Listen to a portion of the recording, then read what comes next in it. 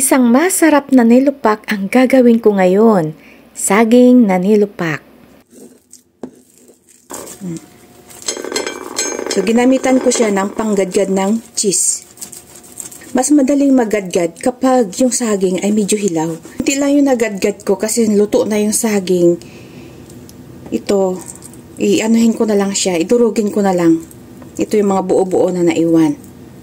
Matagal kasi ako hindi nakakain ng nilupak. Kaya ito ngayon gagawa ako. Ngayon, after kong makat ng maliliit, bayuhin ko siya dito. Ito yung aking gagamitin, yung pangdurog ko ng bawang. Napakaganda nito. Yan, dito ko siya babayuhin. Yan. Ganyan. Tapos, ang ginamit ko na itong pangbayo ko ay yung aking pin na ginagamit sa paggawa ng tinapay. Dahil nawala ko yung ginagamit ko talaga dito sa aking pangbayo. Mabilis lang madurog. Kunti-kunti lang paglagay para mabilis mo magawa. Itong pot na to ay dito yan nabibili sa Japan. Ito. Yan. Clay siya. Tapos merong ito guhit-guhit sa gitna para ang purpose niyan mabilis mong madurog kung anong gusto mong itudurog dito sa loob. At saka hindi siya kaagad, hindi siya basta-basta masira. Ang tibay nito, Daiso ko lang yata ito nabili eh. Pero meron naman talaga, may malaki nito, nabibili siya sa home center. Yung kinudkod natin doon sa kanina sa pangkudkod sa cheese, isama na rin natin dito para maghalo siya at maganda ang pagkadurog niya. Durog na durog yung aking nilupak.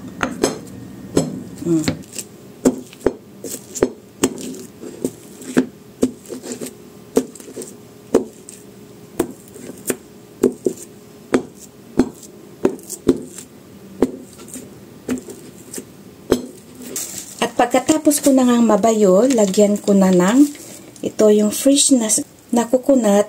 Nabili ito sa Akabani. Binigyan ako ng kaibigan ko. Ilagyan. White sugar ang ginamit ko. Hindi lang kasi matamis naman na din yung saging. At haluin na. Mix natin ng maigi.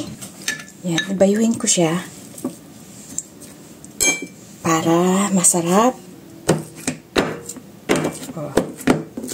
Ayan, mayroon na siyang coconut at saka asukal.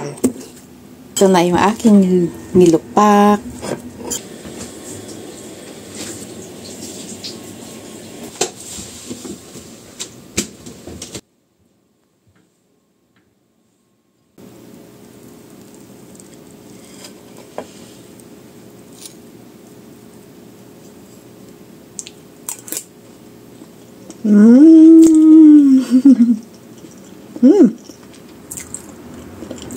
Sarap, guys.